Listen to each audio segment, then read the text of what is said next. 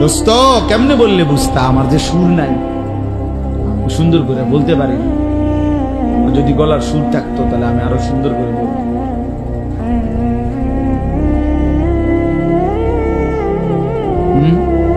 কি বললে বুঝতা? এই নারী ছবি, মোবাইলের এই অশ্লীলতা, এই জিনা ব্যভিচারের দৃশ্য,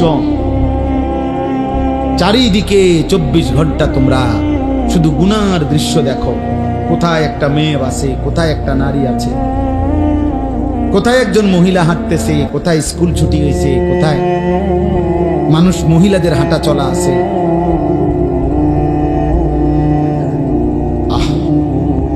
মোবাইলে তাকাইলো নারী ব্যস্ত, বাইরে তাকাইলো নারীকেই তালাশ করো। জীবন মানে শুধুই এক নারীর জন্য। আল্লাহ তাআলা সৃষ্টি করছেন শুধু নারীর জন্য। এই এত সুন্দর এই আসমান জমিন, এই গোটা কায়নাত দিয়ে আল্লাহ তাআলা আমাকে তোমাকে লালন পালন করছেন, এ শুধু নারীর জন্য। আমি আর তুমি শুধু এই মহিলা নিয়েই ব্যস্ত হব, এটা বুঝি কথা হইল? এটা বুঝি ইনসাফ হইল ভাই? দয়া করে এই জন্য ভাবতে শিখি। বয়স্ক যারা আছেন তারাও ভাবেন। গতকালকের আগের দিন আমরা কুমিল্লায়,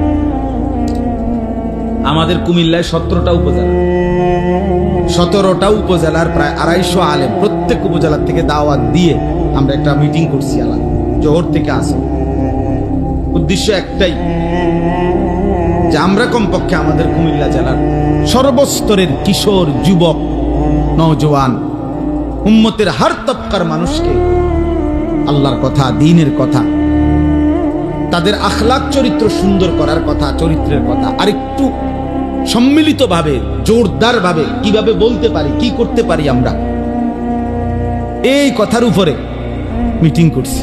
জোহরের পরে খানা খাইয়েই বসছি আসর পর্যন্ত, 5টা পর্যন্ত। বলছি যে কোনো দল না, কোনো রাজনীতি না, কোনো পার্টি না, কোনো মার্কার ভোটে না, ভোট না, মাকসাদ শুধুই আমরা কি করতে পারি সবাই মিলে। একজন মানুষ 17টা উপজেলায়, সে বেচারা দৌড়াবে কেমন? তো 17টা উপজেলায় যদি দৌড়াইতে না পারে তো এত বাংলাদেশে দৌড়াবে কেন?